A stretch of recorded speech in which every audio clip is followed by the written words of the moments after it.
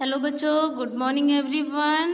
मैं Pinky teacher PB गढ़ा परम शांति इंग्लिश स्कूल न्यू बचाओ। आज 9th क्लास के बच्चों को 8 लेसन गुलमर्ग की खिड़की से एक रात। लेसन का नाम है गुलमर्ग की खिड़की से एक रात। इसका मैं आपको बच्चों को क्वेश्चन आंसर कराऊंगी, प्रश्न उत्तर कराऊंगी। ओके, क्योंकि लेसन तो हमने करा दिया है, अभी मैं आपको प्रश्न उत्तर समझाती हूँ। ओके बच्चों, तो चलो बच्चों हम स्टार्ट करते हैं। हेडिंग पढ़ते हैं। निम्नलिखित प्रश्नों के एक एक वाक्य में उत्तर लिखिए। तो पहला प्रश्न है हमारा, गुलमर्ग का भौगोलिक वातावरण कैसा है। तो प्रश्न क्या है हमारा, गुलमर्ग का भौगोलिक वातावरण कैसा है। तो इसका मैं उत्तर बताती हूँ, सुनो। गुलमर्ग ऊंचाई पर पहाड़ियों से घिरा हुआ ठंडा स्थान है। अब दूसरा देखते हैं, लेखक ने गुलमर्ग के साथ व्यक्ति की आत्मीयता बढ़ाने का क्या कारण बताया है। तो इसका उत्तर सुनिए। लेखक ने गुलमर्ग के अपार आकर्षण को उसके साथ व्यक्ति की आत्मीयता बढ़ने का कारण बताया है। तीसरा प्रश्न देखिए, खिड़की के पास खड़ा लेखक बरसाती घटा को देखकर किस बात की प्रतीक्षा करने लगा। इसका उत्तर सुनिए। खिड़की के पास खड़ा लेखक बरसाती घटा को देखकर इस बात की प्रतीक्षा करने लगा कि वह घटा उस तक पहुंचे और उसे अपने लपेटे में ले ले। अब हम आगे प्रश्न पढ़ेंगे। कौन सा? चौथा प्रश्न पढ़ेंगे। तूफान के एकाएक रुक जाने पर लेखक को कैसा अनुभव हुआ। इसका उत्तर सुनेंगे। तूफान के एकाएक रुक जाने पर लेखक को ऐसा अनुभव हुआ जैसे उसका दम घुटने लगा हो। अब आगे आ जाएंगे, पांचवा प्रश्न पढ़ेंगे। लेखक को किस बात का अफसोस हुआ। तो इसका उत्तर सुनिए। लेखक को इस बात का अफसोस हुआ कि वह बरसाती घटा उसके बराबर नहीं हो सकी। आगे आ जाएंगे, लेखक ने गुलमर्ग की पगडंडों के लिए क्या उपमा दी। तो क्या प्रश्न था, लेखक ने गुलमर्ग की पगडंडों के लिए क्या उपमा दी। तो इसका आंसर सुनिए। लेखक ने गुलमर्ग की पगडंडों के लिए पतली पतली नरम बाहों की उपमा दी। अब आगे आ जाएंगे बच्चों। निम्नलिखित प्रश्नों के दो वाक्यों में उत्तर लिखिए। तो पहला प्रश्न है हमारा, गुलमर्ग से विदा होते समय सैलानियों को कैसा एहसास हुआ। इसका उत्तर सुनिए। इसका उत्तर है, गुलमर्ग में रहते हुए सैलानियों को उससे गहरी आत्मीयता हो जाती है, इसलिए वहां से विदा लेते समय उन्हें अपने आप से बिछुड़ने का अनुभव होता है। दूसरा प्रश्न देखिए, लेखक ने गुलमर्ग के दिन को बाचाल क्यों कहा है। तो सुनिए आंसर। गुलमर्ग में रात आते ही सब कुछ खामोश हो जाता है। दिन में सैलानियों के कारण वहां बहुत चहल पहल रहती है, इसलिए लेखक ने गुलमर्ग के दिन को बाचाल कहा। आगे आ जाते हैं, सैलानी कब और क्यों सिहर जाते हैं। क्या प्रश्न है, सैलानी कब और क्यों सिहर जाते हैं। उसका उत्तर सुनिए। इसका उत्तर है, सैलानी बर्फबारी होने पर अत्यंत ठंडक के कारण सिहर जाते हैं। अब हम आगे देखेंगे, लेखक की प्रतीक्षा असफल क्यों हुई। तो इसका उत्तर सुनिए। लेखक तूफानी हवा के साथ आ रही बरसाती घटा से घिर जाने की प्रतीक्षा कर रहा था, लेकिन तूफान रुक जाने से घटा उस तक नहीं पहुंची, इसलिए लेखक की प्रतीक्षा असफल हो गई। अभी आगे आ जाते हैं। यहाँ पर निम्नलिखित प्रश्नों के 5-6 वाक्यों में उत्तर लिखिए। तो पहला प्रश्न देखिए, लेखक ऐसा क्यों कहता है कि गुलमर्ग को कभी पूरा देखा नहीं जा सकता? तो इसका उत्तर सुनिए। गुलमर्ग में रहकर वहां के साथ व्यक्ति की आत्मीयता बहुत गहरी हो जाती है, यहाँ तक कि व्यक्ति अपने आप को वहां के सपाट मैदान का एक हिस्सा समझने लगता है। वहां के जिस परिसर में व्यक्ति रहता है वह उसके भीतर समा जाता है। आत्मीयता को कोई और छोर नहीं होता। इसलिए लेखक को लगता है कि गुलमर्ग को कभी पूरा नहीं देखा जा सकता। दूसरा प्रश्न देखिए, दिन में गुलमर्ग की शोभा का वर्णन अपने शब्दों में कीजिए। आंसर सुनिए। दिन में गुलमर्ग का हरा भरा रूप आंखों को मुग्ध कर देता है। धरती से लेकर आकाश तक हरियाली ही हरियाली दिखाई देती है। हरी घास के बीच तरह तरह के रंग बिरंगे फूल खिलते हैं।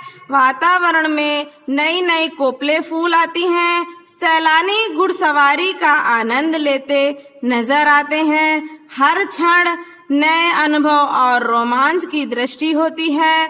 आकाश में बादलों के नन्हे नन्हे दीप तैरते दिखाई देते हैं। पगडंडों भेड़ बकरियों के रेवड़ों से ढक जाती हैं। इस तरह दिन में गुलमर्ग की शोभा देखने लायक होती है। नीचे आ जाइए। तीसरे में, प्रकाश बादल तथा हवा के कारण गुलमर्ग दर्शन में आए रोमांच का वर्णन कीजिए। तो आंसर सुनिए बच्चों।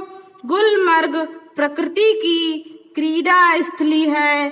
बर्फ से ढके पहाड़ों पर सूर्य का प्रकाश सुनहली आभा प्रकट करता है। आकाश से बरसते बर्फ के पारदर्शक प्रकाश में उज्जवल हो उठते हैं। बादलों के समूह आकाश में ऐसे विचरते हैं जैसे नन्हे नन्हे दीप इधर उधर भटक रहे हैं। सुहावनी लगने वाली हवा एकाएक तूफान का रूप ले लेती है। तेज हवा के साथ बरसाती घटाएं तेजी से आगे बढ़ती हैं। बीच बीच में बिजली भी कौंधने लगती है। इस प्रकार प्रकाश बादल और हवा के कारण गुलमर्ग के अनोखे रोमांच से भर जाता है। चलो बच्चों, इसको आप कंप्लीट करना। आगे का मैं आगे वाले वीडियो में बताती हूँ। हम आगे देखेंगे। पंक्तियों का आशय स्पष्ट कीजिए। तो पहला पढ़ेंगे, गुलमर्ग में सपने फूल कर उगते हैं। हरियाली के आर पार लाल लाल छतों के ऊपर आकाश में। इसका हमें आशय स्पष्ट करना है। तो सुनिए। गुलमर्ग के रंगीन फूल रंगीन और सुंदर सपनों की तरह होते हैं। हरी भरी घास पर दूर दूर तक फूल ही फूल दिखाई देते हैं। लाल रंग की छतों पर भी फूल नजर आते हैं। अभी हम दूसरा देखेंगे। रंगीन बिंदुओं का पूरा विस्तार एक बार सिहर जाता है और सपने को समेटने लगता है। इसका देखो, इसका होगा मौसम सुहावना था। हरी घास पर बैठे रंग बिरंगे कपड़े पर पहने हुए तरह तरह के सैलानी सुहावने वातावरण का आनंद ले रहे थे। तभी बूंदें गिरने लगी और सैलानी उठकर सुरक्षित जगह पर जाने लगे। अभी आगे देखेंगे। हरियाली का सपना कुहासे के फूल में बदल जाता है। यह दृश्य किस समय का है? तो इसमें ऑप्शन दिए गए हैं प्रातः काल, दोपहर, सायंकाल, अर्धरात्रि। तो ये हमारा ये वाला आएगा सायंकाल। सायंकाल में तो इसका उत्तर क्या होगा? यह दृश्य संध्या काल का है। पहाड़ों पर शाम से ही कोहरा छाने लगता है, तो सायंकाल आएगा आपका, ये आएगा। ओके, अभी आगे उचित उपसर्ग जोड़कर उनके विरुद्धार्थी शब्द बनाइए। अभी देखिए साधारण, पहला क्या है? साधारण। साधारण का तो होगा असाधारण। फिर मान का अपमान। उद्धार का होगा अनुदार। रंग बेरंग। स्मृति विस्मृति। ओके बच्चों, अब देखिए दूसरा क्या है? उचित प्रत्यय जोड़कर विशेषण शब्द बनाइए। तो विशेषण शब्द बनाने हैं हमें इसके। तो सुरमा का होगा सुरमई। बरसात का होगा बरसाती।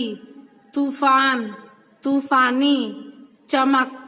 चमकीला चमकदार। विस्फोटक। ओके, अब आगे आ जाएंगे। उचित प्रत्यय जोड़कर संज्ञा बनाइए। तो क्या आएगा? लाल का क्या आएगा? लालिमा। खामोशी।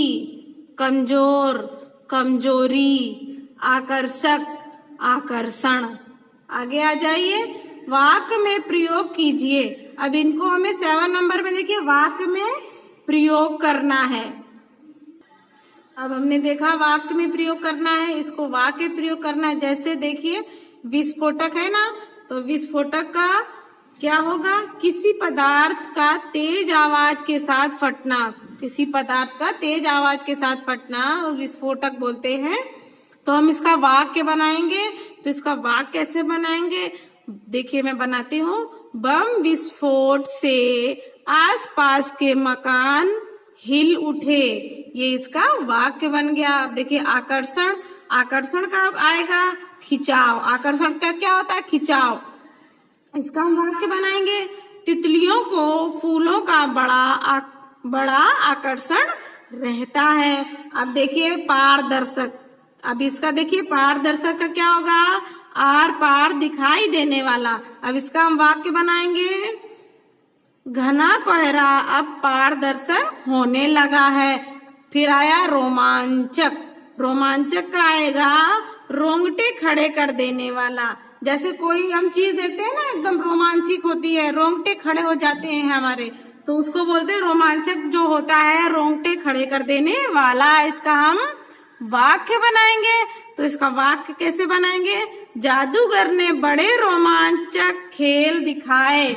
मतलब जादूगर ने बड़े रोमांचक खेल दिखाए तो रोंगटे खड़े हो जाते हैं ना, उसी तरह वो बोल रहा है कि जादूगर ने बड़े रोमांचक खेल दिखाए। तो ये लेसन हमारा था तो खत्म हो गया। चलो बच्चों, ये हमारा लेसन तो खत्म हो गया, मगर आप बच्चों को 9th क्लास के बच्चों को ये देखिए किसी यात्रा का आयोजन करें, इसमें लिखा है, लेकिन हम थोड़ा इसमें बदलाव कर देते हैं। जैसे आपने कोई यात्रा की है, उस यात्रा के बारे में आपको कम से कम 10 से 15 लाइन लिखनी है आप बच्चों को, और फिर मुझे दिखानी है लिख करके। चलो बच्चों, लेसन कंप्लीट करो। फिर ये आपका ये होमवर्क आपको करना है। ओके बच्चों, ना समझ में आए तो मुझे फिर कल आप पूछ सकते हो। चलो बच्चों, बाय बाय।